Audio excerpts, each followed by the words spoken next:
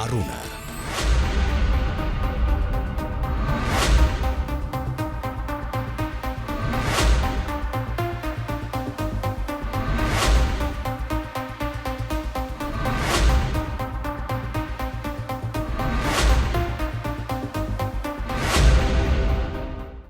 අයිබෝවන් වනකම් ගුඩ් මෝනිින් අස්සලාම වලේකුම් සුබ උදෑසනක් දෙරනාරුණ අදත් සජීවී ආරම්භ කරනවා අප මෙතැන් සිට ඉතින් මේ 2021 අවුරුද්ධ ජනවාරි මාසේ පළවෙනිදා ජනවාරි පළවෙනිදා අද දවස ඒ වගේම අද සිකුරාදා දවසක් ඉතින් අද ජාතික පුවත්පත්වල ප්‍රධාන සිරස්තල මේ සියලු දේවල් ඔක්කොම අපි බලමු මෙතැන් සිට එකතු වෙලා හැමදාම වගේ ලංකාවේ ජනප්‍රියම රූපවාහිනී වැඩසටහන උදෑසන වැඩසටහන අතර දෙරනාරුණ ඉතින් ඔබට මේ උදා වූ නව වසර සාර්ථකත්වයෙන් සාර්ථකත්වයට යන හොඳ අනිකා ගැන හිතන රට ගැන හිතන අපි හැමෝම ගැන හිතන පවුල ගැන හිතන අවුරුද්දක් වේවා.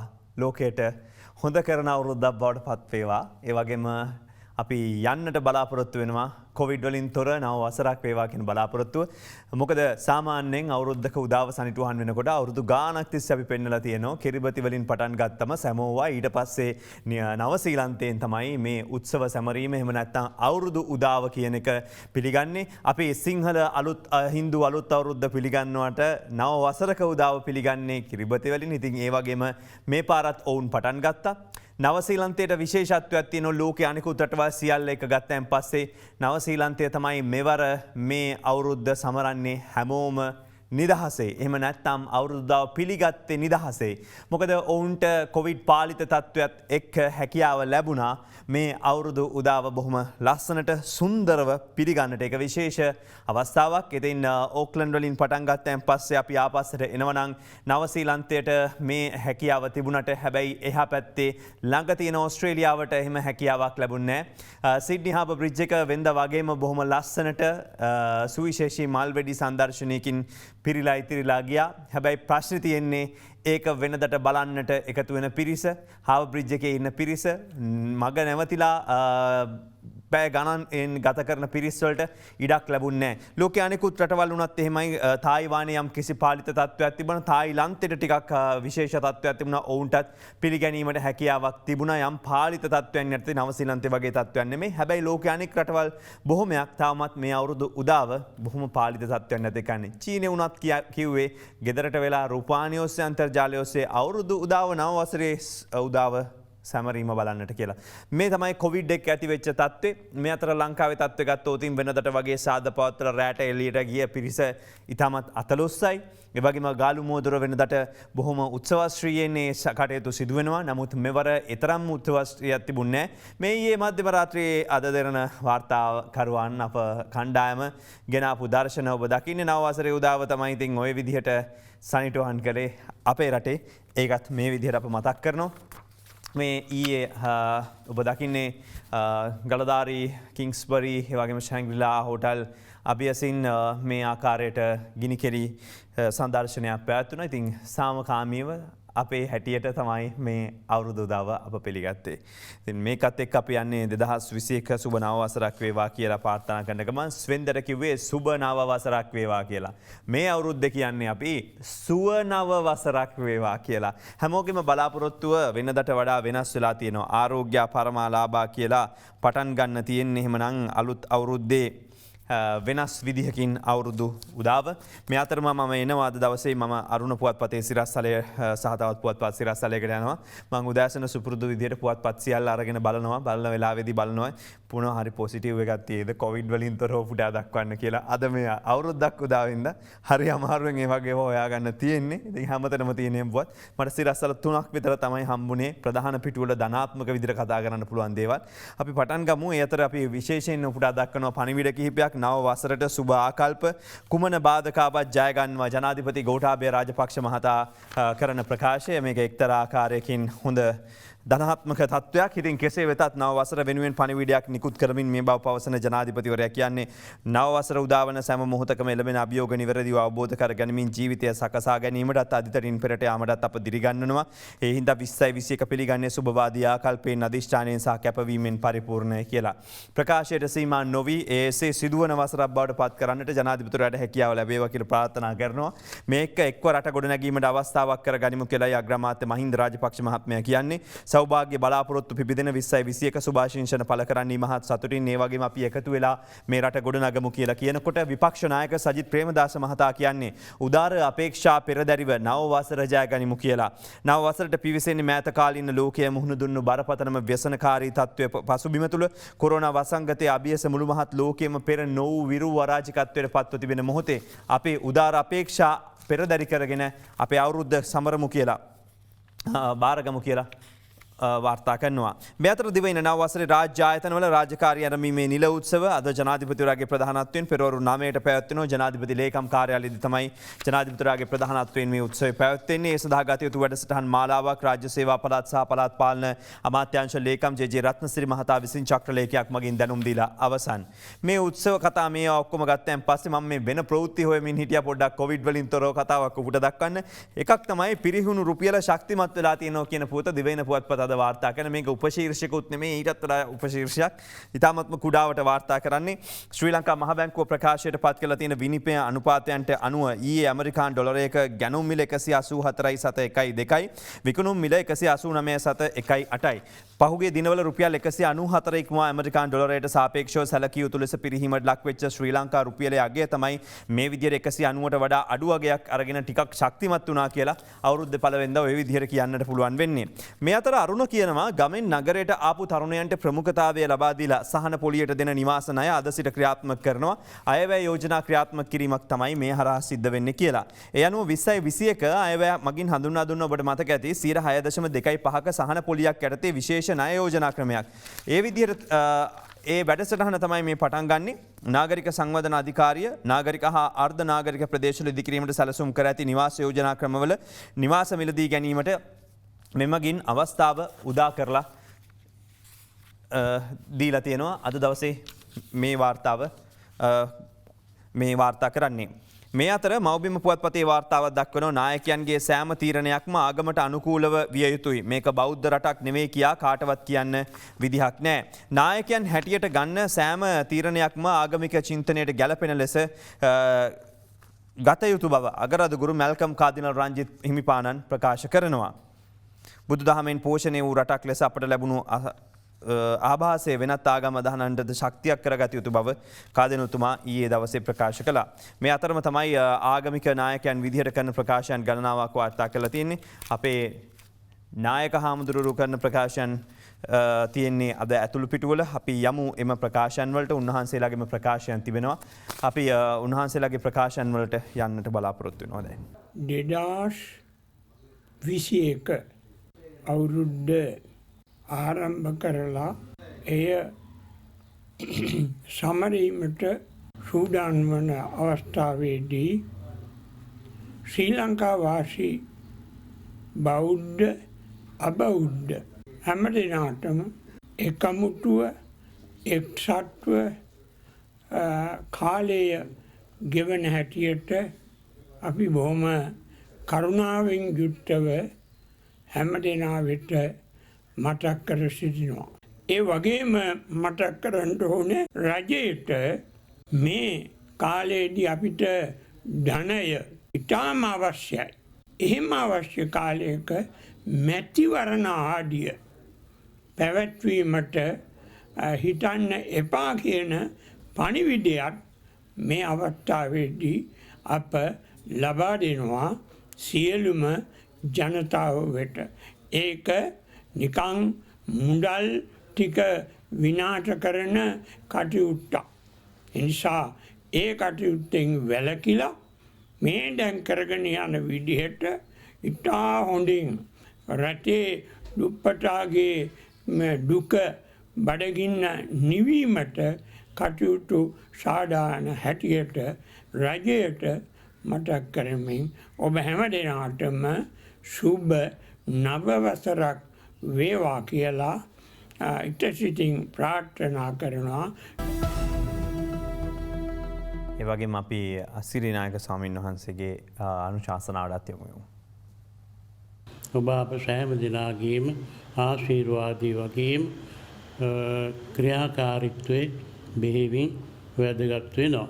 ඒ නිසා බොහොම කල්පනාකාරීව ඉවසීමේ යුක්තව ඒ කටයුතු කිරීම තුළින් අපේ රටට සෞභාග්‍ය උදා කරගන්නට පුළුවන්කම ලැබේවා කියලා අපි ප්‍රාර්ථනා කරමින් අපේ රටට ගිය අවුරුද්දේ පැමිණුණා වූ භයානක දුර්භික්ෂය එහෙම නැත්නම් ඒ විපත්තිය වළකා ගැනීම සඳහා බුදුරජාණන් වහන්සේ දවස සිදුවුණු ඒ විශාලා මහනුවර දුර්භික්ෂය අපි සිහිපත් කරනවා.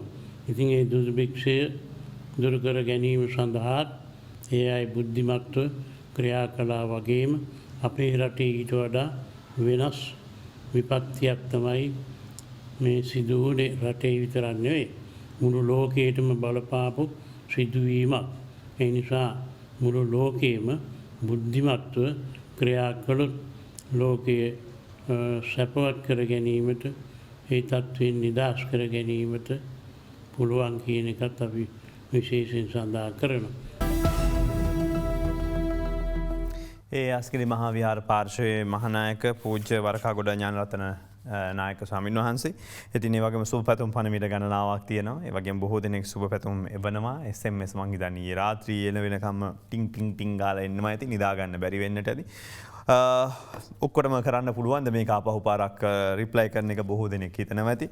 ඒ අතරතුරේ තමයි ඉතින් මේ අවස්ථාවේදී අලුත් අවුරුද්ද පටන් ගන්න අවස්ථාවේදී හැමදාමත් වගේම ලංකාවේ සංනිවේදන සේවා සපයන ආයතන ඒගොල්ලන්ට හොඳ රාත්‍රියක් බවට පත් කරගන්න 31 වෙනිදා රාත්‍රිය.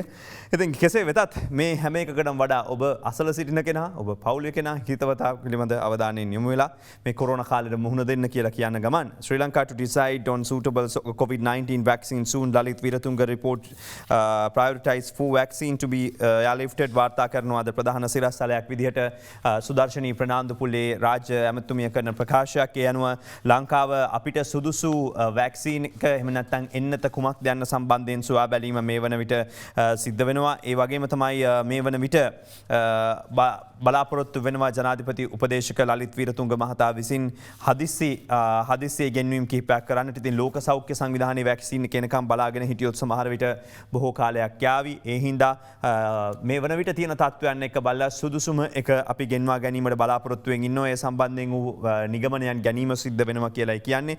ජනවාරි අවසානයේ රටට ගුවන් තොටත් සංචාරකයන්ට විවෘත කරනවා කියලා අරුණ පුවත්පත කියනවා. නිල වශයෙන් ඉතා කඩිනමින් ඒ ප්‍රකාශයට පත් කරනවා කියන්නේ ඇමති ප්‍රසන්න රණතුංග මහත්මයා. සංචාරකයන් දිවයිනට ගෙන්වීම සහ ගුවන් තොටුපළ විවෘත කිරීම සම්බන්ධයෙන් සංචාරක ව්‍යාපාරයේ නිරත හෝටල් හිමියන් ගුවන් සේවා සමාගම් සංචාර සංවිධානය කරන ලබන ආයතන මාර්ගෝපදේශකයන් සහ සංචාරක රියදුරන් සම්බන්ධ ආයතන සංවිධාන සමග පැවති සාකච්ඡාවේදී තමයි අමාත්‍යවරයා මේ බව කිව්වේ.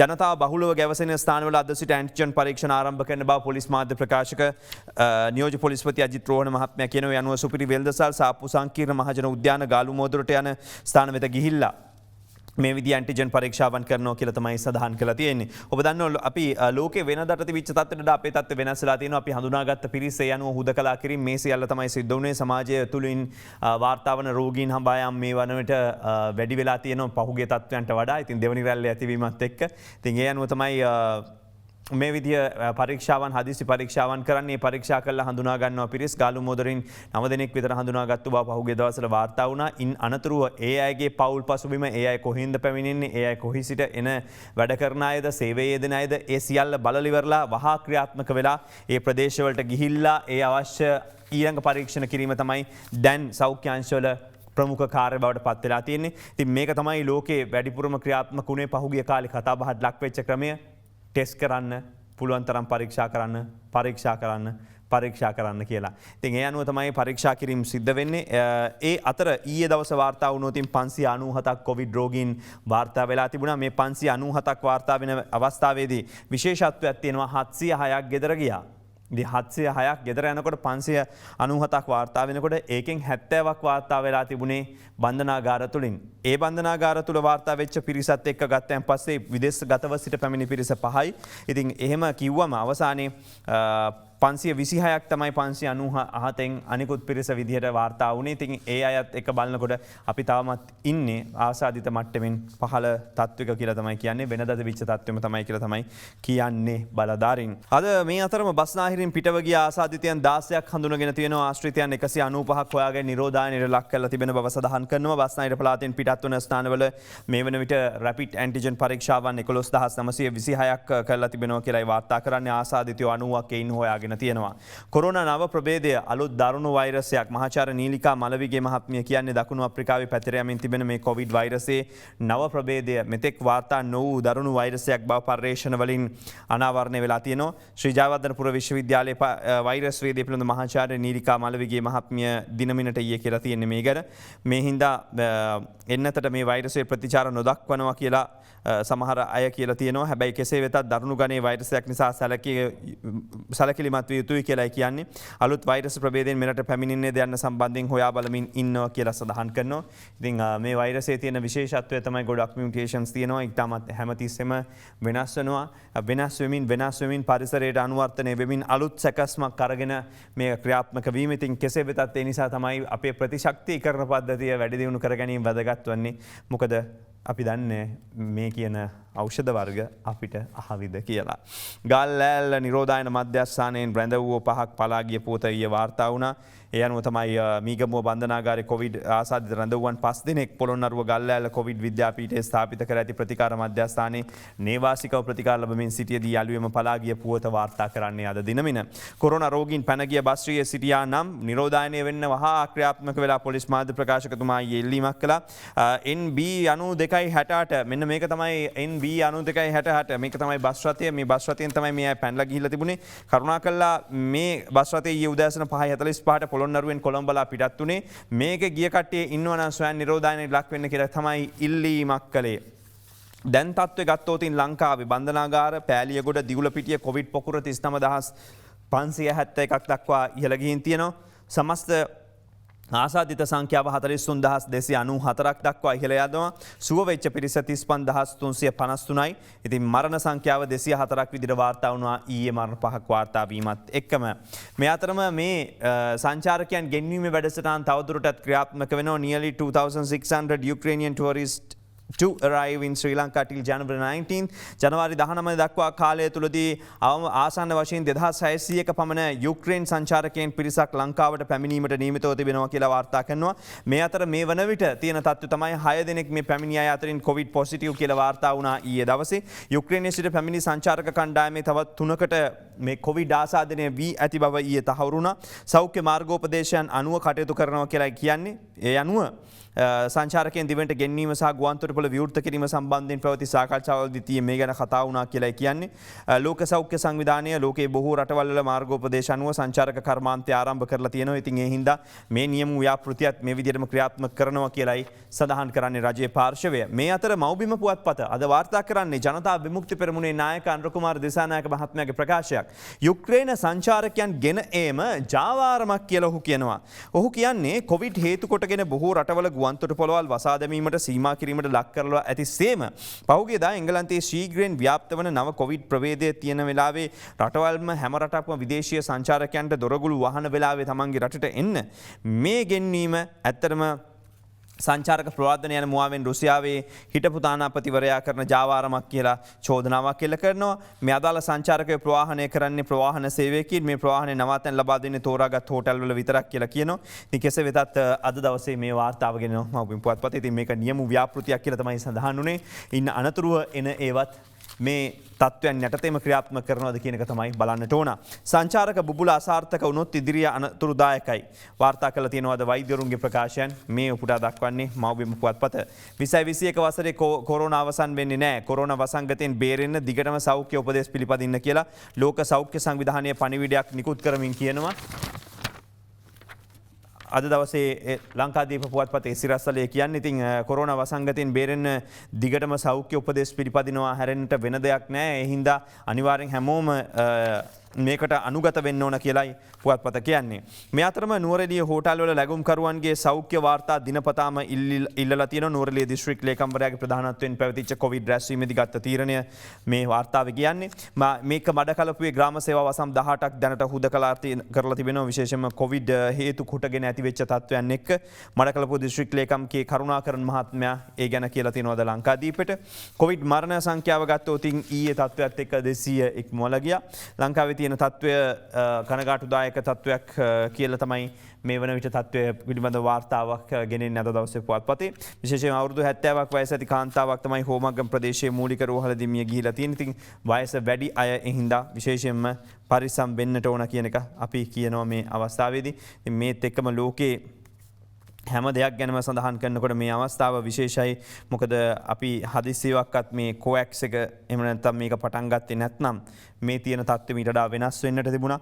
විශේෂයෙන්ම ඔබ දන්නවා මේ කොවැක්ස් මුල පිරීමත් එක්ක තමයි කොවිඩ් එන්නත මේ යම් කිසි එක රටකට එක සීමාවකට එක ප්‍රදේශයකට පමණක් සීමා වෙන තිබිච්ච එකක් තමයි මෙහි වෙනස් වෙන්නේ. ඉතින් මිලියන 2ක් විතර එන්නත් සමූහය සාධාරණව බෙදා හැරීම සඳහා ගත්ත ක්‍රියාමාර්ගات එක්ක විශේෂයෙන්ම සියලු රටවල අවශ්‍යතාව සඳහා ප්‍රමුඛතාව දිය යුතුයි කියලා එකඟතාවයක් ඇති වුණා ගිය අවුරුද්දේ එන්නත් කරණය සම්බන්ධයෙන්.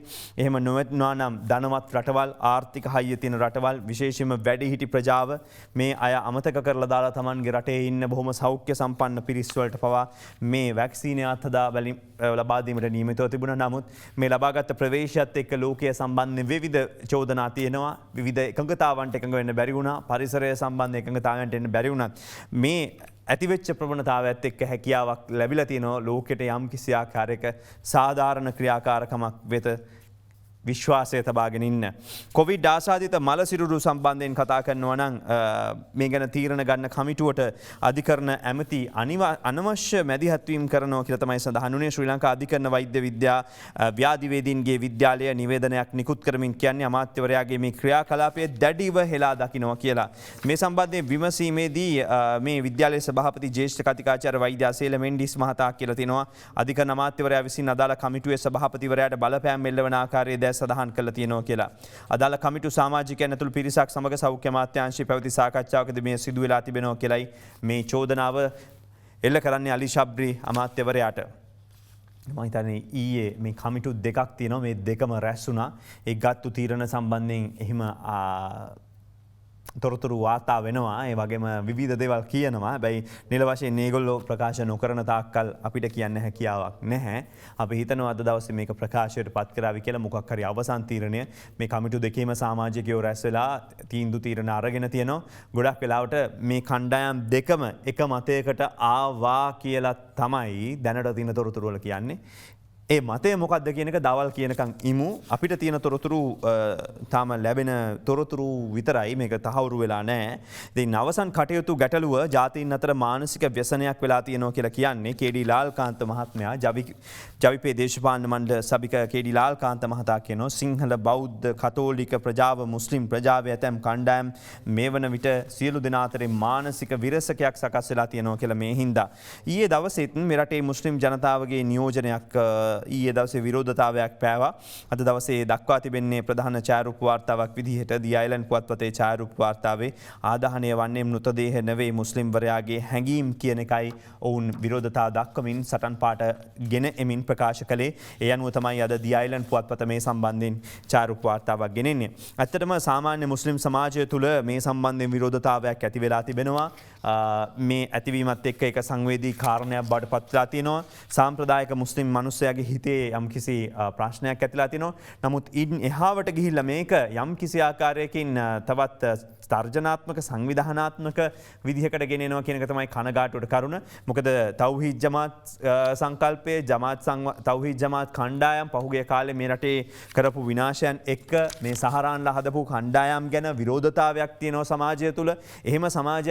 එහෙම විරෝධතාවයක් තියෙන වෙලාවක ඒ කණ්ඩායම තමයි ගිහිල්ලා මේ විරෝධතාවයන් සංවිධානය කරන්න පටන් අරගෙන අරගෙන තියෙන්නේ. ඉතින් කෙසේ වෙතත් සමාජයේ තාමත් මේ පාස්කු ප්‍රහාරයත් එක්ක මෙහිම තත්ත්වයක් තියෙන මොහොතක එවැනි කණ්ඩායම් විසින් මඟ පෙන්වන්න ගත්තොත් මේ විරෝධතාවයට මුස්ලිම් සමාජයේ තියෙන ඒ විශ්වාසනීයත්වය නැති වෙයි. මොකද සාමාන්‍ය සිංහල බෞද්ධ මිනිස්සු ඇතුළ කතෝලික මිනිස්සු ඇතුළත් මේ සම්බන්ධයෙන් සංවේදී තත්ත්වයක් නිර්මාණලා තියෙන මොහොතක මේ අන්තවාදී කණ්ඩායම් වල ඉන්න පිරිස් ගිහිල්ලා මේ විරෝධතාව අතට ගැනීම හරහා මොකද්ද සිද්ධ වෙන්නේ කියන එක වෙනත් මානයකට මේක යොමු වෙනවා කියන එක තමයි කියන්න තියෙන්නේ. කොවිඩ් වැළඳිලා පිටරට මිය ගිය ශ්‍රී ලාංකිකයන්ගේ රක්ෂණ වන්දි කෝටි ගණනක් විදේශ කාර්යාංශය හිර කරගෙන තියෙනවා කියලා අද දක්වලා තියෙනවා සිරස්තලයක් අරුණ පුවත්පතේ. ඒ අනුව තමයි කොවිඩ් ආසාදනය වෙලා මරණයට පත්වෙච්ච විදේශගත ශ්‍රී ලාංකික ශ්‍රමිකයන් 100කට ආසන්න පිරිසකගේ රක්ෂණ වන්දි යැපෙන්නන්ට ලබා දීමට අවශ්‍ය වන ලේඛන විදේශ සේවා නියුක්ති කාර්යාංශයේ මෙතෙක් අදාළ රක්ෂණ සමාගම් වෙත යවා නැහැ කියලා සඳහන් වෙන්නේ. ඊයේ ඔබ දකින්නට ඇති සමාජ මාධ්‍ය ඔස්සේ අපේ මැද පෙරදිග කලාපේ රටවල් වල හිර වෙලා ඉන්න සහෝදර සහෝදරියෝ කියපු දෙයක් තමයි මෙතරම් වියදම් කළ ලංකාවට එන්න විදිහක් නැහැ. අපි බලාපොරොත්තුෙන් ඉන්නවා එන්න විදිහක් නෑ. දැන් කියනවා බංගලි ජාතිකයෙක් සමග හරි යහන්ගත වෙලා හරි කමන්නේ ගණිකා වෘත්තියේ යෙදලා හරි කමන්නේ සල්ලි හොයාගෙන ලංකාවට එන්න ඕන කියලා. ඉතින් මේක එක්තරා ආකාරයක සංවේදී ප්‍රවේශයක්. මේකත් එක්ක ආපහු පාරක් මේ ඇයට ලංකාවට එන්න පුළුවන්ද? තමන් අවුරුදු ගාණක් මහන්සිලා හම්බ කරගත්ත හැමදේම දීලා ලංකාවට එන්න පුළුවන්ද? එහෙම එන්න ඒත් ප්‍රමාණවත් අතමිට මුදල් තියනවද? ප්‍රශ්නයක්.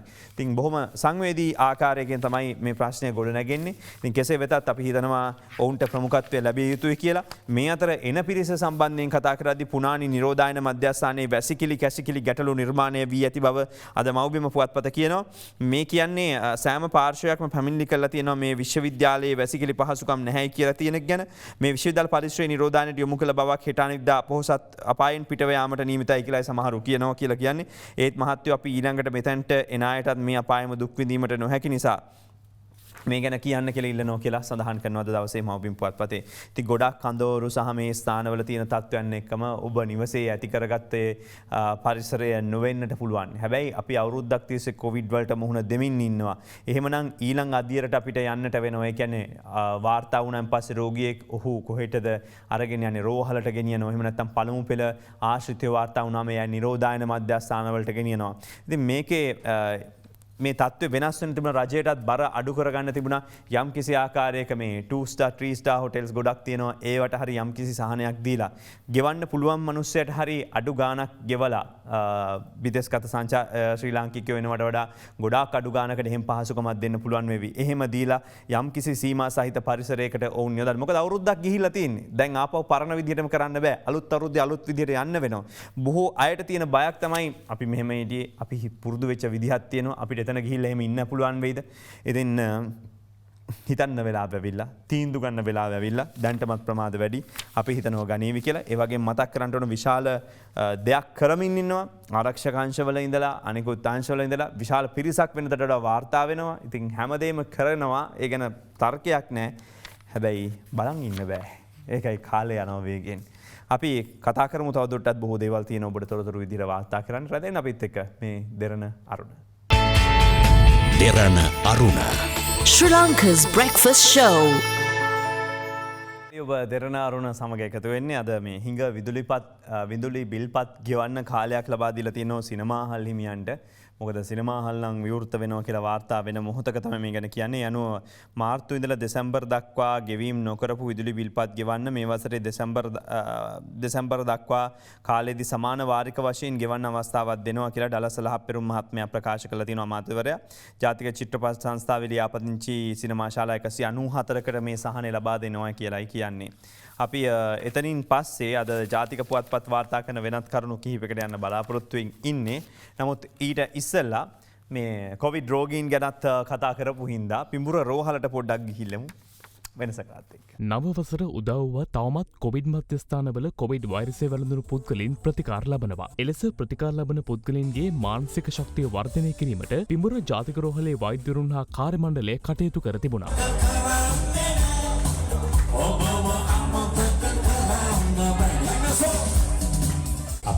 අපේ සියලුම රෝගී සහෝදර සහෝදරියන් තමන්ගේ ප්‍රියයන්ගෙන් වෙන් වෙලා අද සිටින්නේ. ඒ සියලු දෙනාම අපි කියන්න ඕනේ අප සියලු දෙනාම අපි තනි නෑ. අපි සියලු දෙනාම එකතු වෙලා අපි සතුටු වෙලා අපි මේ ඉතා දුෂ්කර කාල පරිච්ඡේදය ගත කරමු කියන පණිවිඩය ඔබ සියලු දෙනා දෙන්න. අපි වගේ තවත් පිරිසකති කොවිඩ් රෝගීන් විදිහට වාතා වෙච්ච පිරිස ඉතින් අපේ සමාජ දැන් විශාල පිරිසක් ඉන්නවා 30,000කට වැඩි පිරිසක් ඉන්නවා කොවිඩ් හැදිලා හොඳ වෙච්ච කට්ටිය. ඒ හින්දා මේක විශාල නියඳියක් සමාජය තුළ. ඉතින් ඒ අය ඔක්කොම සුවපත් වෙලා තියෙනවා. ඉතින් ඒ වගේම තවත් පිරිසක් ඉන්නවා. හෙට ඔබ මට කාට වුණත් හැදෙන්න පුළුවන්. නමුත් ගමන නොනවතිහි යා යුතුයි කියන එක තමයි මේ හරහා මතක් කරන්න වෙන්නේ. මේ අතර අපි රාජ්‍ය පෞද්ගලික ආයතන EPF දායක මුදල් කෝටි 1200ක් පොළු තියලා තියෙනවා කියලා වාර්තා කරනවා. අද රාජ්‍ය හා පෞද්ගලික ආයතන වලින් රුපියල් කෝටි 1200ක මුදලක් මේවට සේවක අර්ථසාධක කරමුදලේ දායක මුදල් ලෙසින් ණය විය යුතුයි කියලා කම්කරු අමාත්‍ය නිමල් සිරි ආත්මයා ප්‍රකාශ කරනවා. ඒ අනුව මේ වන විට දිගින් දිගටම මේ දායක මුදල් ගෙවීම පැහැර හැරීම සම්බන්ධයෙන් අදත් චෝදනාවක් එල්ල කරලා තියෙන. ඉතින් මේවා ගෙවන්නේ නැති එක ගැන තමයි කනගාටුදායක කාරණය කියලා. සමහරු චේතාන්විතව මේ මුදල් නොගෙවීම ගැන බොහෝ ප්‍රශ්නයක් තියෙනවා. ඉතින් මේකත් එක්ක තවත් පිරිසක් ඉන්නවා. හැබැයි චේතාන්විතව නෙවෙයි තව පිරිසකට අසීරුතාවයත් එක්ක මේක ගෙවා ගන්න බැරි වෙච්ච පිරිස. මොකද EPF එක ගත්තොත් EPF එකේ මුදල් මොකද හොයලා බලන්න එපා. ඒක මොකද මේ ගැන තොරතුරු වාර්තා කරන්න නැති හින්දා ගෙවිච්ච ගත්තොත් ජනවාරි මාසේ 2019 අවුරුද්දේ EPF එකේ මිලියන 110ක් ගෙවලා තියෙනවා. මේ අවුරුද්දේ 279ක් ගෙවලා තියෙන හොඳ තත්ත්වයක් තිබුණා. ඒ කියන්නේ 2020 පෙබරවාරි 144ක් තිබ්බා 177ට අඩු වුණා. ඊට පස්සේ මාර්තුවේ 497ක් තිබුණා මිලියන 81කට අඩු වෙලා තිබෙනවා. අප්‍රේල් මාසෙ වෙද්දී මිලියන 269ක් තිබ්බා මිලියන 4ට අඩු වෙලා තිබුණා ගිය අවුරුද්දේ ගෙවන ප්‍රමාණය. කියන්නේ ඊට ඉස්සෙල්ලා අවුරුද්දේ මිලියන 269ක් ගෙවද්දී මිලියන 4යි ගෙවලා තිබ්බේ. මෙහෙම ගත්තයින් පස්සේ ගිය අවුරුද්ද අවසන් වෙනකොට මිලියන 1456ක් තමයි EPF මුදල් ගෙවලා තිබුණේ. අනික් පැත්තෙන් ඉස්සෙල්ලා අවුරුද්දේ 3392ක් මිලියන 3392ක් ගෙවලා තිබුණා. කියන්නේ ආයතන වලට සාමාන්‍ය සිදුවන බලපෑම අපි ආය ගානට EPF ගෙවන්නෙම නැහැ වෙලාවටම කියලා කියන්න පුළුවන්. නමුත් ඒක 105ක් 8ක් කියලා අත්හැරියොත්. හැබැයි අනික්කට ගෙවන්න බැරි වුණා නම් ගෙව්වේ නැත්තේ ඇයි? තමන්ගේ ආදායම් වැටිච්ච හින්දාද? සේවක කප්පාදු සිදු වෙච්ච හින්දාද? සේවකයන්ට රස්සා දෙන්න බැරි වෙච්ච හින්දාද? ආර්ථික අපහසුතාවය හින්දාද? අපිට නිවැරදි දත්තයන් ලබා නොදීම කනගාටුවට කාරණයක්. අපි හිතනවා මේවා සවිස්තරාත්මකව තොරතුරු වාර්තා විදිහට රජයේ පාර්ශ්ව විසින් අපිට ඉදිරිපත් කළා කියාවි කියලා. අර්ථසාධක නඩු 16000ක් අධිකරණවල ගොඩ ගැහිලා තියෙනවා. EPF පනස සංශෝධනය කරනවා කියලා තමයි කියන්නේ කම්කරු අමාත්‍යාංශය. සිය ශ්‍රමය රට වෙනුවෙන් කැප කළ සේවක ප්‍රජාවට සාධාරණයක් ඉටු කර දීම මේ සංශෝධනය අරමුණයි කියලා වැඩිදුරටත් කියලා තියෙනවා පුවත්පතේ. අද ඉඳලා වතු කම්කරුවට අත මිට පිරෙන දවසක් වෙන්න ඕනේ. එහෙමනේ? එහෙම වෙන්නේ නැහැ. මොකද වතු කම්කරු වැටු පර්බුදය තවත් දිග්ගැස්සෙනවා. දිනක වැටුප රුපියල් 1000 කරන්න වතු හිමියන්ගේ කැමැත්ත තාමත් නැහැ. බැවිලි අමාත්‍ය රමේෂ් පතිරණ මහතා ප්‍රකාශ කළා තියෙනවා. ඒ අනුව කෙසේ වුවත් පඩිපාලක සභාවරහා වූ අදාළ වැටුප ලබා ගැනීම සඳහා කම්කරු අමාත්‍ය නිමල් සිරිපාල සිල්ල මහත්මයා සාකච්ඡා කරමින් ඉන්නවා කියලා කියන්නේ. වතු කම්කරුවන්ගේ දෛනික වැටුප් වැඩිවීම රුපියල් 1000ක් කිරීම සම්බන්ධයෙන් සියලු පාර්ශ්ව මෙතෙක් ප්‍රතිචාර දක්වලා නැහැ. ගිය අවුරුද්දේ පෙබරවාරි 14 වෙනිදා ජනාධිපති ගෝඨාභය රාජපක්ෂ මහත්මයා කැබිනට් මණ්ඩලයේ ඉදිරිපත් කළ සම්මත කරලා තිබුණා රුපියල් 1000 කිරීමේ යෝජනාව. හැබැයි 2021 අයවැය යෝජනා ඉදිරිපත් කළ අග්‍රාමාත්‍ය මහින්ද රාජපක්ෂ මහත්මයා පාර්ලිමේන්තුවට දැනුම් දුන්නා රුපියල් 1000 කරනවා කියලා. නමුත් 1000 වෙන්නේ නැහැ කියන එක තමයි කියන්න තියෙන විශේෂම මේ වෙලාවේ. මේ අතර පෞද්ගලික අංශ විශ්‍රාමයා මේ වයස අවුරුදු 60 සීමාව ගැන තවමත් අවසන් තීන්දුවක් නැහැ. කම්කරු අමාත්‍ය නිමල් සිරිපාල සිල්ල මහත්මයා මේ ගැනත් අදහස් පළ කළා තියෙනවා. පෞද්ගලික අංශයේ විශ්‍රාමයා මේ වයස 60 දක්වා දීර්ඝ කිරීමේ ප්‍රායෝගික ගැටලු ඇති වෙනවා. එසේ කරනවා නම් සාමූහික ගිවිසුම් වලට ඇතුළත් කර ඇති කරුණු සංශෝධනය කළ යුතුයි කියලා හාම්පුතුන්ගේ සම්මේලනය මීට පෙරත් උපදේශක සභාවට කම්කරු අමාත්‍යාංශයේ දැනුම් දීලා තිබුණා. ඒ වගේම ඊයේ පුවත්පත් වාර්තා කරපු කාරණයක් තමයි ජාත්‍යන්තර වෙළඳපොළ කටයුතු වලදී රාජ්‍ය බැංකුව අමාරු වැටුණා කියලා කියන එක. හැබැයි ඒ කතාව බොරුවක් කියලා තමයි අද දවසේ මහජන බැංකුවේ සභාපතිතුමා ප්‍රකාශ කළා තියෙන්නේ. මහජන බැංකුවේ ප්‍රධාන විධායක සාමාන්‍යිකාරී රංජිත් කොඩිතුවක්කු මහතාත් ඒ වගේම සභාපතිතුමත් ප්‍රකාශ රාජපක්ෂ මහත්මයා ප්‍රකාශ කළා තියෙනවා ජාත්‍යන්තර වෙළඳ සේවා සම්බන්ධ බැංකු කටයුතු සිදු කිරීමේදී රාජ්‍ය බැංකු දුෂ්කරතාවයන්ට මුහුණ දී ඇති බවට මතයක් සමාජගත කිරීමට යක්ත දැරීම දේශපාලන අරමුණු මුදුන්පත් කර ගැනීම සඳහා තමයි දරන උත්සාහයක් විදියට පේන්නේ කියලා. ඉතින් මේක කනගාටුදායක තත්ත්වයක් කියලා තමයි එහි කියලා තියෙන්නේ. බෝට්ටුවක සංගවලා තිබිච්ච කෝටි 6ක අයිස් කුඩු සමග 4 දෙනෙක් අත්අඩංගුවට පත් වෙනවා. මේ මෙහෙයුම නාවික හමුදාව මගින් තමයි සිදු කළා තියෙන්නේ. ගාල්ල දීවරවරයා ආසන්නේ තමයි මේවා තිබිලා හොයාගන්න පුළුවන් වුණා කියලා පුවත්පතේ කියන්නේ. මේ අතර ඇමති මහින්දානන්දගේ නියෝගයට පිටුපල කෝටි 9ක් කොමිස් ගහන්න ගිය වීඇලේ මණ්ඩලයේ දූෂිතයෙක් අල්ලලා තියෙනවා. සතොෂට දෙන්න කියූ වීටෝන් 30000ක් මෝල් හිමියන්ට විකුණන්න ගිහිල්ලා තියෙනවා. 1 කිලෝ එකකින් රුපියල් 3ක් විතර තියාගත්තා කියලා තමයි වාර්තා වෙන්නේ. වීඇලේ මණ්ඩලයේ ප්‍රාදේශීය කළමනාකරුවෙකු අපරාධ පරීක්ෂණ දෙපාර්තමේන්තුව ඊයේ කිලිනොච්චේදී ඒ අනුව අත්අඩංගුවට ගත්තා කියලා තමයි අපට කියන්න තියෙන්නේ. අපි ඊට පස්සේ එන්නේ අද මේ කොවිඩ් එන්නත් බෙහෙත් මේ සියල්ල සම්බන්ධයෙන් කතා කරන වෙලාවේ ඊයේ මේ ආයුර්වේද ඖෂධවලට ඇයි මේ පරීක්ෂාවන් ලබා දෙන්නේ නැත්තේ? පරීක්ෂාවන් ලබා දුන්නත් වැඩක් තියෙනවද? ඊට වඩා ලාභ නැද්ද එන්නත ගෙනලා විදගන්න එක? අපි අද දෙන බිග් ෆෝකස් තුල අපි ප්‍රශ්න කළේ ගැන. දැන් එතකොට කොවිඩ් වලට බෙහෙත් විදිහට ආයුර්වේද දෙපාර්තමේන්තුවට දැනට පැණි කීයක් ලැබිලා තියෙනවද? පැණිය කියන එකටත් ඕක මාධ්‍යවල සහ දේශපාලන වමනාන් මත ඕක විහිළුවට ලක් කිරීම සඳහා තමයි ඕක පාවිච්චි කරන්නේ. කොවිඩ් වලට අපි දන්නවා රජයේ අනුමත කරපු වර්ග දැනට දෙපාර්තමේන්තුව 37ක් විතර ඇවිල්ලා. කොවිඩ් වල පළවෙනි අවස්ථාවේදීම රෝග නිවාරණය කිරීම සඳහා කියලා අපි පවුඩර් වර්ග විශාල ප්‍රමාණයක ප්‍රජාසෞඛ්‍ය වලදාරි ලක්ෂ 12ක් පවුල් වලට බෙදලා තිබ්බා. එතකොට ඒකේ ප්‍රගතියක් තිබ්බා. නමුත් මේ කිසිම දෙයකට හයිපොතීසිස් ටෙස්ටිං එකක් කළේ නැහැ. ඒ නිසා මේක කොහොමද පිළිගන්නේ කියන කාරණය ආචාර ධර්ම පිළි අරගෙන හෝ නොපිළිගෙන බටහිර වෛද්‍යවරු කණ්ඩායමක් දැන් කතා කරන ධම්මික මහතාගේ ඒ හදපු ඖෂධය සම්බන්ධව පරීක්ෂණයක් කළා. කොවිඩ් රෝගීන්ට දීලා පළවෙනි ටෙස්ට් එක කළා, දෙවෙනි ටෙස්ට් එකත් කළා. වුන් කියනවා 100%ක් ඒක සාර්ථක වුණා. මොහොතක් දැන් උදාහරණයක් විදිහට කොවැක්ස් එකේ සංවිධානයේත් එක්ක ඊයේ තීච්ච තත්ත්වය බලනකොට එන්නත ඉන්දුනීසියාවට ගිහලා තිබුණේ 1.64ට. එතකොට පර්යේෂණ මට්ටමේ ඔක්කොම ගබඩා කිරීම එක මේක ඩොලර් 2කට ගන්න පුළුවන්. එතකොට දැන් මේ බෝතලයක් ගත්තන් පස්සේ ධම්මික බණ්ඩාර මහත්මයා කියන විදිහට රුපියල් 6500ක් යනවා හදන්නම. අපි නේ ආසන්න වශයෙන් මේක ඔක්කොම එකට රුපියල් 8000ක් කියමුකෝ. බෝතලේ වෙන්න පුළුවන් 15 දිනකට කිව්වා. එතකොට මේක බෙදම ආසන්න වශයෙන් 533ක් විතර වෙනවා. ඉතින් ඊට වඩා වාසිය අර එන්නත ගෙනල්ලා ඉවරලා ගහගන්න එක ඩොලර් 2ක් දීලා අපිට.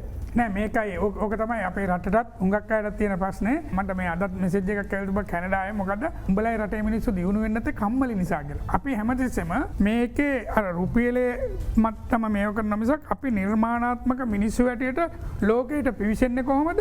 එතකොට මේක ඇත්තටම අපි මේ සායනික පර්යේෂණයෙන් හරියට ඔප්පු වුණොත් මේක හදන්න යන්නේ රුපියල් 1600ක් 2000ක් විතර ගාණක්. අපි හැමතිස්සෙම හිතන්නේ අපිට බෑ අරුන්ට තමයි පුළුවන් කියලා. හැබැයි අපිටත් පුළුවන් කියලා අභිමානයක් ආපු දවසට අපි මේක මේ රටම වෙනස් වෙනවා. ඔබතුමා විශේෂ ලිපියක් ලියලා තිබ්බ පහුගිය දවසක ඔබතුමා කිව්වා මේ වතුපිටිවල රෝහලේ කලේ ගරිල්ලා ප්‍රහාරයක් කියලා වෙරලා. මොකද මේ ගරිල්ලා ප්‍රහාරයක් කරා කියන්නේ?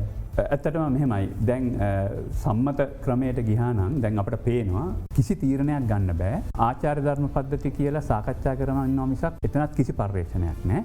මේ තියෙන ඒවා ඇත්තද බොරුද කියලා කිසිම දෙයක් කෙරෙන්නේ නැහැ. ආයුර්වේද දෙපාර්තමේන්තුව නිර්භීතව ඒ පරීක්ෂණය කරන්න ඉඩක් දුන්නේ නැහැ. සෞඛ්‍ය අමාත්‍යාංශයෙන් ඒකට පහසුකම් සැපෙව්වේ නැහැ. ඒ සියලුම තත්ත්වයන් යටතේ මේ පිම්ම පණින්න අවශ්‍ය කරන ප්‍රහාරය ඇත්තටම ගරිල්ලා ප්‍රහාරයක් කියලා තමයි මම නම් හිතන්නේ. මේ අතරේ අද ජාතික පුවත්පත්වල කතා කරන තවත් සිරස්තල කිහිපයකට අපි එන්න බලාපොරොත්තු වෙනවා. ඉන් එකක් තමයි මේ නව කැලණි පාලම ජුලි මාසයේ ඉඳලා විවෘත කරන්න පුළුවන් කියලා ඇමති ජොන්ස්ටන් ප්‍රනාන්දු මහත්මයා කියන ඔය දිනමින වාර්තාවක ගෙන එන්නේ. රටේ කොරෝනා තත්ත්වයක් පැවතුනත් ඒ අවසන් කරන්න පුළුවන් රුපියල් කෝටි 4148ක මුදලක් වියදම් කළා තමයි මේ ව්‍යාපෘතිය කෙරෙන්නේ. 2014 වසරේ නව කැලණි පාලම ව්‍යාපෘතියට මූලික සැලසුම් සකස් කළා ගිවිසුම් අත්සන් කරේ මහින්ද රාජපක්ෂ මහත්මයාගේ මූලිකත්වයෙන් කියලා තමයි එතුමා සඳහන් කරන්නේ. ඡන්දය පවත්වන තුරු පළාත් සභාව යලි සක්‍රිය කරන්න යෝජනාවක් ගෙනවිත් තිබෙනවා. ඒ අනුව ශ්‍රී ලංකා නිදහස් පක්ෂයේ මහලේකම් දෑසිරි ජයසේකර මහතා තමයි මේ ගැන ප්‍රකාශ කරලා තියෙන්නේ. යෝජිත නව ව්‍යවස්ථා සම්පාදනයේදී ශ්‍රී ලංකා නිදහස් පක්ෂයේ යෝජනා ඉදිරිපත් කිරීමට බලාපොරොත්තු වෙනවා කියලා එහිදී සඳහන් කරනවා. ඉතින් යලි බලාත්මක කරන්න මේ හිටපු කට්ටියත් එක්කද ඉවර වෙලත් ගොඩක් කල්නේ දැන්. නැගෙනහිර පර්යන්තය ඉන්දියාවට දෙන්න එපා. අභයාරාමේදී බලමුළු ගැන්විලා තියෙනවා. යනෝ විද්වතුන් තීරණය කළා තියෙන්නේ ඉන්දියාවට ලබා දීමට විරෝධය පාන්න කියලා. මේ සඳහා ජනාධිපතිවරයා හමුවීමට වෙලාවක් වෙන් කර ගැනීමට මැදිහත් වෙන්න කියලා රියාද් මිරාල් සරත් වීරසේකර මහත්මයාට මේ ඉල්ලීම කළා තියෙනවා. පූජ්‍යල්ලේ ගුණවංශ ස්වාමින් වහන්සේ, මැදගොඩ අපේදිත් ස්වාමින් වහන්සේ, මුරුත්තෙට්ටු ආනන්ද ස්වාමින් වහන්සේ, බෙංගමු විනාලක ස්වාමින් වහන්සේ මේ විදිහට මේ ඉල්ලීම් කරලා තිබෙනවා කියලා තමයි දැන්ටමත් කියන්න අරුණ පුවත්පතේ. ඉංග්‍රීසි උගන්වන්න ගුවන් හමුදාව එනවට අධ්‍යාපනයත් එකගයි. ගුරු හිඟේ පවතින ඉංග්‍රීසි සහ පාසල්වල ඉංග්‍රීසි සහ තොරතුරු තාක්ෂණය වැනි විෂයන් ඉගැන්වීමට ගුවන් හමුදා සාමාජිකයන් යෙදවීමට හැකි බව ගුවන් හමුදාපති එයා මාර්ෂල් සුදර්ශන පතිරණ මහතා කළ යෝජනාව සඳහා අධ්‍යාපන අමාත්‍යාංශය එකඟතාව පළ කළ තියෙනවා. ප්‍රථමයෙන්ම වවුනියාව ආශ්‍රිත දුෂ්කර පාසල්වල දරුවන්ට මේ විෂයන් ඉගැන්වීම සඳහා ගුවන් හමුදාව යෙදවීමට නියමිතයි. සෙසු ප්‍රදේශවල දුෂ්කර පාසල් සඳහාද ගුවන් හමුදා සමාජිකයින් යොදවලා දරුවන්ට ඉගැන්වීම කෙරෙහි අවධානය යොමු කරනවා කියලා කියන්නේ. ඉතින් පාසල් නැති ප්‍රශ්න දරුවා ගුරුවරු නැති ප්‍රශ්න ලොකුවට තියෙනවා. ඉතින් తాවකාලිකව හරි මේකට උත්තරයක් දෙන්න පුළුවන් නම් හොඳ වෙයි. ඉතින් මේ හරහා දරුවන්ගේ විනය ඒ වගේම හික්මීම මේ වගේ පැති ගොඩක් සංවර්ධනය වෙයි කියලා හිතනවා. ඉතින් මේක ලොකුවට වැදගත් දෙයක්. ඉතින් දැන් පටන් ගන්නකොට විරෝධතාවය දක්වයි දන්නේ අලුතෙන් බඳවගෙන ගුරුවරු ගන්නවා වෙනුවට ගුවන් හමුදාවයකට දානවා කියලා. ප්‍රශ්න ගොඩක් අතරේ තමයි මේ ගැන සාකච්ඡාව. හොඳ යෝජනාවක්. ඒක නොකළ යුතු කාරණය මේ ගොඩක් පාසල්වල ගුරු හිඟයක් තියෙනවා සහ කිසිම ආකාරයක ගුරුවරයෙක් දැනටමත් ලැබෙන්නේ නැති මතනක්. ඉතින් අඩු ගානේ මෙහෙම හරි දෙයක් කරන්න පුළුවන් නම් තාවකාලික හෝ එක හොඳයි නොවේද කියලා තමයි අහන්නේ. වන සංරක්ෂණ හිටපු ලොක්කා හොරෙන්ම වැඩට ඇවිල්ලා හොරුන්ට කඩේ ගිහිල්ලා කියලා කියනවා. වන සංරක්ෂණ දෙපාර්තමේන්තුවේ සේවයකට විශ්‍රාම ගිය නිලධාරියෙක් ඊයේ දිනේ එම දෙපාර්තමේන්තුවේ පැමිණ රහස් ලිපි ලේඛන කීපයක වැඩ කටයුතු කළා කියලා අනාවරණය වෙනවා කියලා මේ පුවත්පත කියන්නේ. මේ ජේෂ්ඨ නිලධාරියා ඉකුත් වසරේ දෙසැම්බර් මාසේ 28 විශ්‍රාම ලැබුවෙක් කියලා කියනවා. විනය විරෝධී ක්‍රියාවලට සම්බන්ධ නැහැ කියලා පුවත්පත කියනවා. අබලන් බස් රථ 273ක් අලුත් කළා. ඊයේ යලි පාරට දැම්ම ජනාධිපතිවරයාගේ ප්‍රධානත්වයෙන් සිද්ධ වුණේ. කම්කරු අමාත්‍ය සමාවෙන්න මොන්ටරත ප්‍රවාහනය සම්බන්ධයෙන් අමාත්‍යවරුන් සම්බන්ධ වුණා. ප්‍රවාහන නියාමන ඇමතුමත් සම්බන්ධ වුණා. දිලුම් මමුණුගම මහත්මයා වගේම ප්‍රවාහන අමාත්‍ය ගාමිණී ලොකුගේ මහත්මයා මේ දෙන්නම සම්බන්ධ වුණා. දිවයින පුරා ඩිපෝ 107ක සම්පූර්ණයෙන් ධාවනයෙන් ඉවත් කළ තිබිච්ච බස් රථ 273ක් අලුත් වැඩියා කරලා තියෙනවා. මිලියන 115කට ශ්‍රී ලංකා පොදු ප්‍රවාහන සේවක සංගමේ සමිතියේ මූලික සහාය ඇතිව තමයි මේ කටයුතු සිද්ධ වෙන්නේ. ලොකු දෙයක් නැත්තම් බස් ගෙන්නන එක තමයි බලන් ඉන්න ලොකුම දේ. බස් ගෙන්නුවා කියන්නේ දන්නවා. හරි කියලා ඉවර වෙලා. ඉතින් වෙනදට එමය සිද්ධ වුණේ ටිකක් බස් ටික පරණ ටික අලුතෙන් හදන්න හිතලා තිනවා. තව ඩිපෝ ගණනාවක බොහොමයක් පේන්න තියෙනවා කියන එක තමයි කියන්න තියෙන්නේ. හදන්න තියෙන ඒවා නම්. අපි මේකත් එක්ක යන්න බලාපොරොත්තු වෙන්නේ මේ කිලිනොච්චි ක්‍රීඩා සංකීර්ණය සම්බන්ධයෙන් අද දෙරණාරුණේ වාර්තාවක් ඉදිරිපත් කළා. ඒකට ප්‍රතිචාර ලැබිලා තියෙනවා. ඒක අපිට සතුටට කාරණයක්.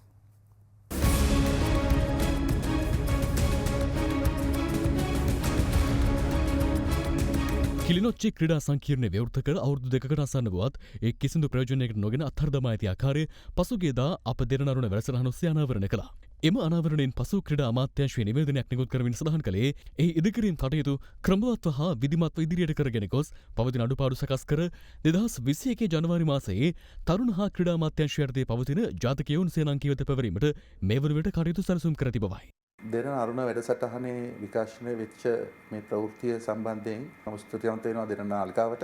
උතුරටත් ජාත්‍යන්තර මට්ටමේ ක්‍රීඩාංගණයක් කියන සංකල්පනය ඔස්සේ තමයි කිලිනොච්චි නගර මැද්දේ මෙම දැවැන්ත ක්‍රීඩා සංකීර්ණය ඉදිවන්නේ. 2015න් පස්සේ ඉදිකිරීම් නිසියාකාරයෙන් සිද්ධ කරන්නේ නැතුව එවකට පැවති ආණ්ඩුව මෙම ක්‍රීඩාංගණය විවෘත කරා විශාල උත්සවයක් තියලා. විවෘත කරන අවස්ථාවේ වන විට මෙම ක්‍රීඩාංගණය ක්‍රීඩකයන් සඳහා හෝ මහජනයා සඳහා පාවිච්චි කරන්න පුළුවන් සුසු මට්ටමේ තිබුණේ නැහැ. ඒ හින්දා මෙම ක්‍රීඩාංගණය විවෘත කරාට ක්‍රීඩක ක්‍රීඩිකාවන්ගේ අවශ්‍යතාවයන් සපුර්ණ මට්ටමේ පාසුගම් සියල්ලම විවෘත කරන අවස්ථාවේ සෑදිලා තිබෙන්නේ නැහැ. ගරු නාමල් රාජපක්ෂ ඇමතිතුමා 2021 ජනවාරි මාසයේ සිට මෙම ක්‍රීඩාංග සංකීර්ණය ජාතික යොවුන් සේනාංකය යටතේ පවත්වාගෙන යන්න සහ ඒ කටයුතු කඩිනම් කරන්නට අවශ්‍ය උපදෙස් මේ වන විට මා වෙත ගරු අමාත්‍යතුමා විසින් ලබා දීලා තිබෙනවා. ඒ වගේම අමාත්‍යාංශයත් ක්‍රීඩා දෙපාර්තමේන්තුවත් ඒ සඳහා අවශ්‍ය වෙන මුදල් ජාතික යොවුන් සේනාංකය වෙත වෙන් කිරීමට අවශ්‍ය කටයුතු මේ වෙනකොට සිදු කරලා තියෙනවා. 2021 වර්ෂයේ ජනවාරි මාසයේ දෙවැනි සතියේ ඉඳලා ජාතික යොවුන් සේනාංක මධ්‍යස්ථානයක් කිලිනොච්චි ක්‍රීඩා සංකීර්ණය තුළ ස්ථාපනය කරලා ඒ තුලින් අන්තර්ජාතික මට්ටමට ගැලපෙන මානසික මට්ටමේ නියුත් ක්‍රීඩකයෙක් ක්‍රීඩිකාවක් ශ්‍රී ලංකාව වෙනුවෙන් තරග කරන්නට අවශ්‍ය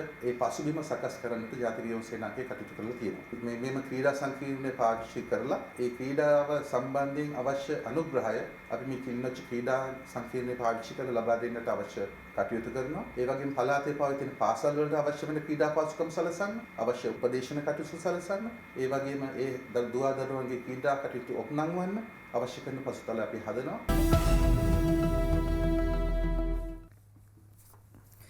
රතන හිමිට මැති සභේ විපක්ෂයේ මුල් පෙළ අසුනක් ලබා දෙනවා කියලා වාර්තා කරන්නේ වේත්‍රධාරී නරේන්ද්‍ර ප්‍රනාන්දු මහත්මයා. උන්වහන්සේට වෙන් කරන ලැබුව තිබෙන්නේ විපක්ෂයේ මුල් පෙළ 20 වැනි ආසනය කියලා සඳහන් කරලා තිබෙනවා. මේ මන්ත්‍රීතුරය ලැබීමත් එක්ක කොහෙද උන්වහන්සේ අසුන් ගන්න කියලා තමයි කියලා තියෙන්නේ. යාපනයේ නව නගරාධිපති දෙමළ ජාතික මහජන පෙරමුණේ නීතිඥ විශ්වලිංගම් මහතා විශ්වලිංගම් මණිවණන් මහතා තමයි මෙසේ පත් වෙලා තියෙන්නේ. දෙමළ ජාතික සන්දානයේ බලයෙහි යාපනයේ මහනගර සභාවේ 2021 වර්ෂයට අදාළ අයවැය කියවීම දෙවනි වරටත් පරාජය වීම හේතුවෙන් තනි පක්ෂයක් වෙත 50%ක හෝ බලයක් නොමැති වීම නිසා යාපනයේ මහනගර සභාවේ නව නගරාධිපතිවරයා පත් කිරීමේ ඡන්ද විමසීමක් තිබුණා. ඒ අනුව තමයි මෙතුමා පත් වෙලා තිබෙනවා කියලා සඳහන් වෙන්නේ. අද දවසේ ප්‍රධාන සිරස්තලයක් මේ අතරම මීළඟ ජනාධිපතිවරණ ටත් කවරුත් නෙමේ ඉදිරිපත් වෙන්නේ සමගි ජන බලවේගයෙන් සජිත් ප්‍රේමදාස මහතා තමයි කියලා කියනවා. තව අවුරුදු 3ක් විතර තියෙනවා. ඉතින් සංවිධාන ගත වෙලා 69 ලක්ෂය පරාජයට පත් කළා. ඉන් එහාවට වැඩි පිරිසක් එක්කාසු කරගෙන යන්න එතුමාට පුළුවන් වේවි කියලා තමයි විශ්වාසය සමගි ජන බලවේගයේ. යනු පාක්ෂිකයන් මේ නිසා බොහෝ පීඩාවට පත් වෙලා තිබෙනවා. මොකද සමගි ජන බලවේගයේ නායකයා ඉදිරිපත් කරන්න බලාපොරොත්තු වෙනවා කියලා පාකුගේ කාලේ තීන්දුවක් ගත්තා. මේ හරහා ඔබ දන්නවා විවිධ අවස්ථාවල විවිධ ප්‍රශ්න ඇති වුණා. අපි ආයේ වැරදි වෙන්න දෙන්නේ නැහැ. මේ සජිත් ප්‍රේමදාස මහතා දැන්ටමත් සූදානම් වෙමින් ඉන්නවා. ඔහු අත්දැකීම් ඇති පළපුරුදු නායකයෙක්, රටේ විශ්වාසය දිනාගත් නායකයෙක්. ඒ නිසා අපි විශ්වාස කරනවා සමගි ජන බලවේගයේ නායකයා අනාගතේ අපි පිහිටුවන ලබන සන්දානයේ නායකයා වෙනවා. එතුමා තමයි ඊළඟ පාර ජනාධිපතිවරට එන්නේ කියලා දැන්ටමත් ප්‍රකාශයට පත් කළා අවසන්. එනවයි කියලා කිව්වට අන්තිම මොහොතේ වෙන කවුරු හරි එයිද? නැහැ, එතුමම තමයිලු වෙන්නේ. සාධාරණයෙන් වුණොත් ශ්‍රී ලංකා නිදහස් පක්ෂය තනි ගමනකට සූදානම් වෙනවා කියලා මෛත්‍රීපාල සිරිසේන මහත්මයා කියනවා. ඉතින් සජිත් පාර්ශ්වයත් සමග එකතු වෙලා යන ගමනක්ද එහෙම නැත්නම් වෙනත් පාර්ශ්වයක් සමග යන ගමනක්ද? ඉන්දියාවේද හින්දු පුවත්පත සමග සම්මුඛ සාකච්ඡාවට එක් වෙමින් තමයි මෙහිදී මේ සම්බන්ධයෙන් අදහස් පළ කරලා තියෙන්නේ හිටපු ජනාධිපති මෛත්‍රීපාල සිරිසේන මහත්මයා. එජාප ප්‍රතිසන්ධානය සහ පුරප්පාඩු තනතුරු පිරවීම ජනවාරි 2 වෙනි සතියේදී සිද්ධ කිරීමට බලාපොරොත්තු වන බව කියන්නේ රනිල් වික්‍රමසිංහ හිටපු අග්‍රාමාත්‍යතුමා. අපි බලමු ප්‍රතිසංවිධානය ගැන ගිය අවුරුද්දෙත් මේ විදිහටම කිව්වා. හැබැයි ඒ වුණාට එහෙම වුණේ නැහැ. මේ අවුරුද්දෙත් කියන ප්‍රතිසංවිධානය ගැන බලමු ඉස්සලා മന്ത്രി ධුරයට කවුරුපත් කරයිද කියලා. නව පක්ෂ ලියාපදිංචිය ලබන මාස සිට ආරම්භ කිරීමට බලාපොරොත්තු වන බව මැතිවරණ කොමිසම කියලා තියෙනවා. ඒ කමිටුවේ නිර්දේශ කොමිෂන් සභාවට ඉදිරිපත් කිරීමෙන් පසු නිර්ණායක අදාළ පාර්ශ්ව වෙත දැන ගැනීම සඳහා ප්‍රසිද්ධියට පත් කිරීමට බලාපොරොත්තු වෙනවා. පක්ෂ ලියාපදිංචි වුණාට නම් කමක් නැහැ. අඩු ගානේ අපමුදල් වල ගණන් වැඩි කරලා පටන් ගන්න කියලා තමයි කියන්න තියෙන්නේ. එහෙම නැත්නම් අපිට ආපහු පාරක් විශාල මුදලක් වියදම් කරගෙන විශාල ප්‍රශ්න ගණනාවකට මුහුණ දෙන්න සිදු වේවි. එජාප කටුනායක සීදුව නගර සභාවේ අයවැය දෙවනි වරටත් පරාද වෙලා තියෙනවා. මේකට මේ අයවැය පරාද වීම සම්බන්ධයෙන් තොරතුරු වාර්තා කරනවා. අද දවසේ පහුගිය 18 තමයි මේ වගේ ඡන්ද විමසීම් පැවැත්වලා තිබුණේ. ඉතින් ඒ අනුව තමයි එක දිගට අයවැය 3ක් පරාජයට පත් වෙලා තියෙන කටුනායක සීදුව නගර සභාව ඉතිහාසගත වෙලා තිබෙන්නේ. මේ එක දෙවසරක් ඇතුළත 66 ලක්ෂයක් අන්තර්ජාලයට යොමු වෙලා තිබෙනවා, වර්ධනය වෙලා තියෙනවා කියලා තමයි කියන්නේ. යනුව සංඛ්‍යාලයක අනුව 67 ලක්ෂ 47154 2017 අන්තර්ජාල ග්‍රාහක සංඛ්‍යාව 2019 අවුරුද්ද වෙනකොට 1 කෝටි 34 ලක්ෂ 8403ක් දක්වා එහෙම නැත්නම් 66 ලක්ෂ 61249 වර්ධනය වෙලා තිබෙනවා කියලා අද වාර්තා කරනවා. ඒ වගේම ශ්‍රී ලංකාවේ ජල පානීය ජල සැපයුමෙන් 20%ක් 2020 වර්ෂයේදී අපද ගිහිල්ලා තියෙනවා කියලා වාසුදේව නානායක්කාර මහත්මයා කියලා තියෙනවා. ඉතින් කවුරු ආණ්ඩු ආවත් කවුරු බලයටපත් වුණත් අපි ඇත්තටම කරන්න ඕන දේවල් තමයි මෙතනදී මේ විදිහට මතක් කරන්න වෙන්නේ. මේ වෙලාවේ මුතුපන්තියේ මුහුද ගොඩ ගලමින් තිබෙන විශාල රළු තත්ත්වයක් පෙන්눔 කරනවා. සාමාන්‍ය සුනාමි කාලේ තිබ්බටත් වඩා වැඩියෙන් වතුර එනවා කියලා තමයි වාර්තා කරන්නේ. පොල් තෙල් වෙනුවට වෙනත් තෙල් වර්ග 70%ක් පමණ වෙළඳ පොලේ තියෙනවා. වෙළඳ පොලේ පොල් තෙල් සාම්පල් 117ක් පරීක්ෂා කරලා තමයි මේ ගැන තොරතුරු හෙළිදරව් කරගන්න පුළුවන් වුණා කියලා අද මේ තොරතුරු වාර්තාවේ කියන්නේ. අද දවසේ ඉඳලා විශේෂ දෙයක් ක්‍රියාත්මක වෙන නියමිත තුමනේ තමයි සැෂේ පැකට් තහනම. නමුත් ඒක එහෙම වෙන්නේ නැහැ. තව මාස 3කින් එක කල් යනවා කියලා කියන්නේ. ඒ අනුව තමයි මේ රටේ වසරකට රුපියල් කෝටි 96ක ෂැම්පූ සහ මේ hair gel, hair dye, sachet packet භාවිතා කරනවා කියලා අනාවරණය වුණේ. මේකත් එක්ක තමයි කිව්වේ මේක කල් දානවා කියලා. මේ පටන් ගන්නවා කියලා අද ඉඳලා මේව තහනම් කිරීම. හැබැයි තාමත් එහෙම වෙන්නේ නැහැ කියලා තමයි කියන්න තියෙන්නේ.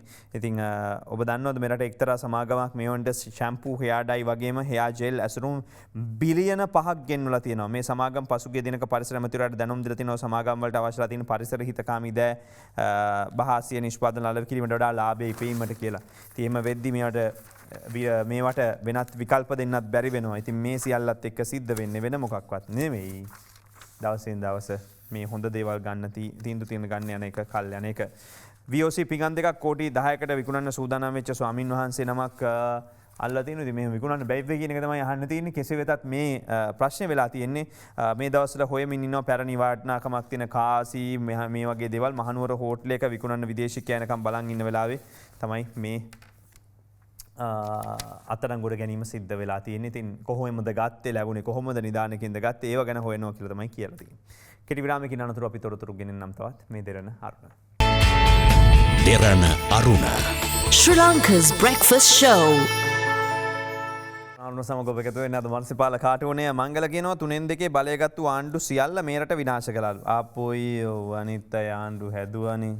තරංගම ජයසිංහ පලාමල්ල. තෝ පළත් සභාත් දින නියමයක් නැතුව කල් දැම්ම නේද කියලවෙල්ලා අහනවා අද දවසේ රාජදාස කියලා. පිස්සුද අපේ ආණ්ඩුව ඡන්දේ කල් දාන්නේ නැහැ. ඕක ගිය ආණ්ඩුවේ වැඩක් වෙන්නේ නැති. මේ ආණ්ඩුවේ කට්ටිය කියන්නේ එහෙමයි.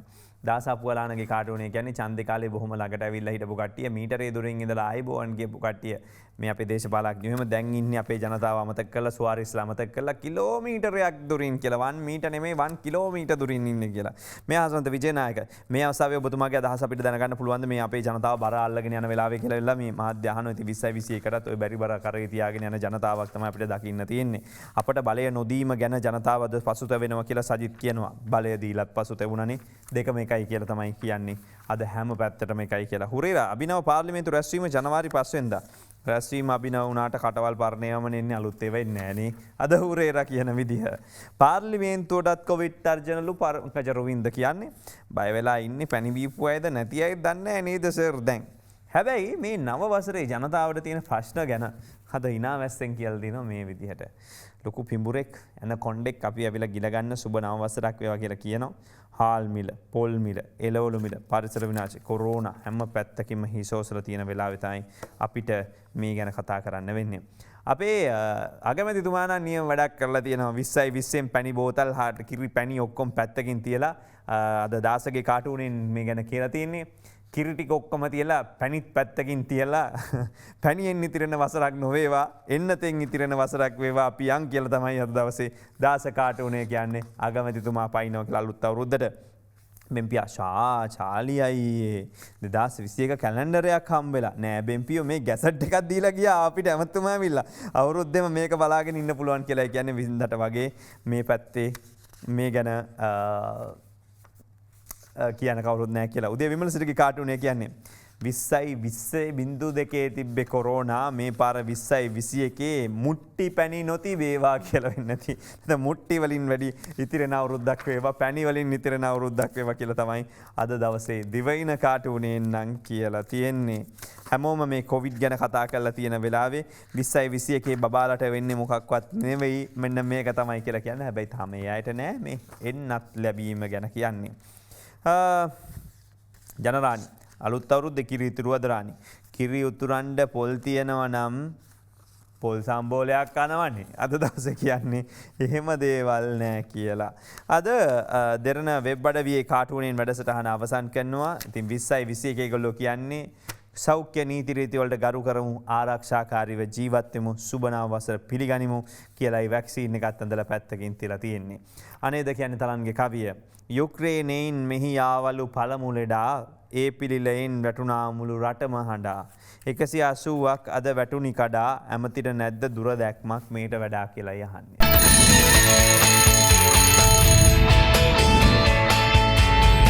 දෙරණ අරුණ. Sri Lanka's breakfast show.